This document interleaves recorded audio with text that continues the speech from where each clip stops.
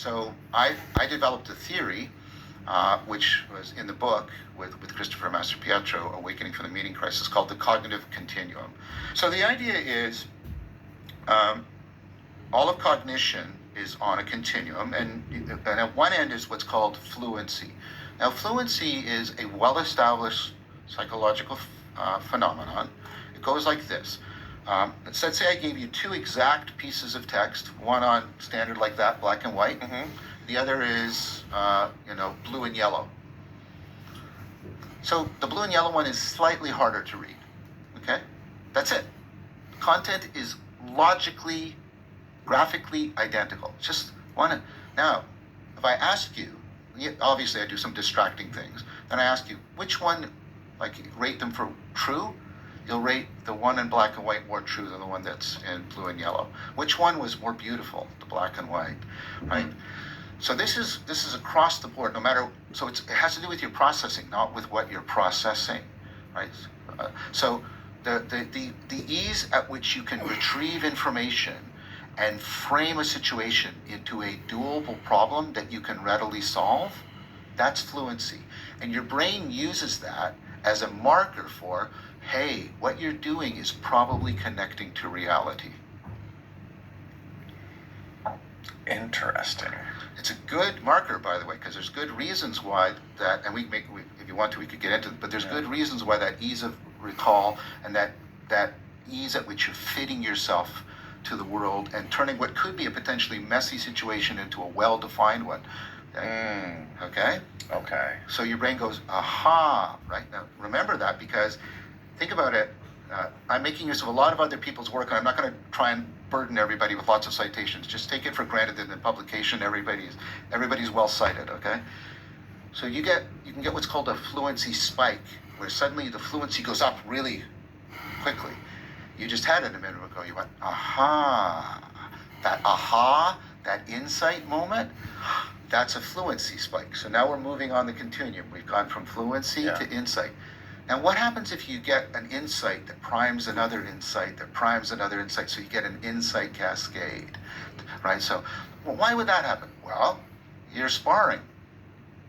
I'll use another one that's more graphic, because this doesn't make any other sense except for what I'm going to talk about. So, my stepson and stepsister, they're rock climbers. Now, rock climbing doesn't make any sense. Because, you climb up that, you're going to hurt yourself. Right. You could fall and die. It's going to be exhausting, right? You're going to be scared along the way. And then once you're done, come back down. Right. It sounds absurd, right? Now, people do it because they get into the flow state. Now, so let's do the rock climbers trying to go, and they situate themselves, literally orient in one way, frame the situation one, and they're starting to impasse. What do I do? What do I do? And they have to reorient. They have to reframe. They have to look at it differently so they see into the situation better so that they can climb again. They have to have an insight. And then they have to have an insight. And as they do this, it starts to prime the pump. Insight primes insight, primes insight, primes insight. Yes. Does that make sense? Yeah, totally. Kind of like you have a spider web in your mind, or like a web in your mind of previous experiences or knowledge. And you're making you can connect things to. Yeah, and you're doing it, and you're doing it more and more, insightfully. And so you see why your fluency would be spiking.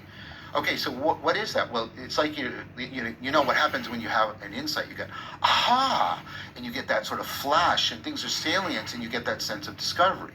Well, what do people have in the flow state? So the flow state is that state of being in the zone. Like if you're doing martial arts and you're sparring, this is familiar to me. So I'm sparring, and my block just goes up, and I see the opening, and my hand's already moving into the opening with the strike. You know what I'm talking about, right? So you're in the zone. You feel that radical at one-ment with the world. Everything is super salient. There's an ongoing sense of discovery. It's like your brain's shut off almost. Well, one part of your brain, the part of the brain that is the egocentric, nattering nanny in your head. How am I doing? How am I doing? What are people thinking of me? Do they like me? Oh, am I liked? Do they like me? How's my hair? Will they stay with me? I think he doesn't like. Oh, what's going? All of that falls off because you're totally at one and absorbed into the experience. Now, this is optimal performance for people. This is Csikszentmihalyi's work. Optimal in two ways. People rate this reliably as the best kind of experience of their life. So much so that if I had to ask you one question to find out whether or not I think your life is worth living, meaningful, I would ask you, well, it's a two-part question. How often do you get into the flow state, and how real are the situations in which you flow, as opposed to artificial? What do you mean, how real versus artificial? Okay, so one of the great ways of getting people into the flow state is video games, especially point-and-shoot video games. Now, the problem with that, this is why I asked you real, that's a constructed world, and it's what you have to do is constantly keep your demands just slightly ahead of the person's skills, so they're constantly having to have like insight to reach the demand, and that's why flow has that constant. Flow is like an extended aha, right? And so you're doing that, and you manufacture it very well. The problem is, if you don't manufacture it carefully or set it up carefully, the ability to flow in that situation doesn't transfer to people's real lives. So what would happen? They flow in the game and they experience anti-flow in their lives. What's anti-flow? That's depression. So now there's a motivational gradient. I'm depressed out here and I flow there. So I'm going to keep going back and back. And that's how you can get video game addiction. Wow. So video games are bad. No. I did not say that. Please don't pin that on me. So what I'm saying is, no, because you could set the video game up such that you work in terms of how human memory works. So you help train people in a way that transfers to their lives. Now let me give you a real world example of that. So I mentioned I'm a martial artist. One of the things I do is I'm a Tai Chi player. I started doing Tai Chi. I was doing it super religiously, 4 hours a day, going to the dojo 4 times a week, and right. And I'm getting all the weird phenomena. Where you're hot as lava, as cold as ice, and you're vibrating, and all that weird phenomenology. And I'm paying attention to that. I happened to be in grad school at the time, which is one of the most polite but vicious places you can be. And so my fellow students are coming up to me and they're saying, "What are you doing? You're different." And I went, "Oh no." And I hadn't put this together. And I said, "What do you mean?" And they said, "You're way more flexible in your argument. You're way more balanced. You flow with people better." And I realized, the Tai Chi is transferring into the academic context, and I wasn't even trying to do that. Interesting. That's a real ritual. Taoism is the religious philosophy of the flow state. It's about how do I, in a ritual, cultivate flow so that I can flow in as much of my life as possible. So you're saying that, so is it possible that flow from playing some sort of video game can translate into something into real life? If you set it up correctly. If you set it up correctly, if you align it correctly. Now, the thing is, a lot of people that are setting up these games are motivated to keep the people addicted to the game for obvious financial reasons. But there are people that are more virtuous in their orientation who are trying to afford, very much like the way you do religious rituals, they're trying to afford transfer. They're trying to transform the person into the flow state in a way that will transfer more readily into their life.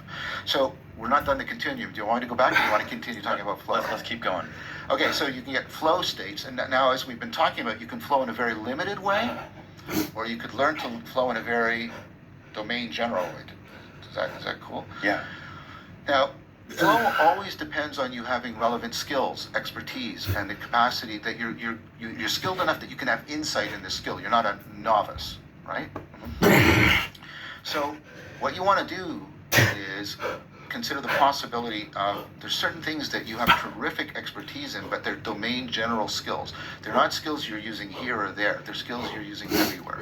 What skills are those? Those are skills of attention and orientation. How you're paying attention, how you're oriented, and how connected, remember, in flow you're at one, how connected to the environment. When you are getting a flow state, but not like playing hockey or martial arts or doing jazz or running, but when you can get into a flow state at the level of your attention, your orientation, and your fundamental connectedness to reality, that's a mystical experience. So the paper is called, from flow to mystical experience. There's a continuum. So mystical experience is large. It's a form of. So we went from we enhanced fluency and got insight. We enhanced insight and got flow. We enhanced flow, and now we have mystical experience. So you can get into. So typically, when I think of flow, I think of some sort of athletic, physical activity. You can also get into flow states. Like jazz. You can get into flow state, and there's hot and cool jazz. Hot and cool. That's true too. There's hot and cool flow. So there's flow where you're metabolic, and then there's flow like when people are poetry competitions. Or like talking like this, maybe. Yeah. Oh, what I was going to say, I get into flow state when I'm in this kind of flowing dialogue.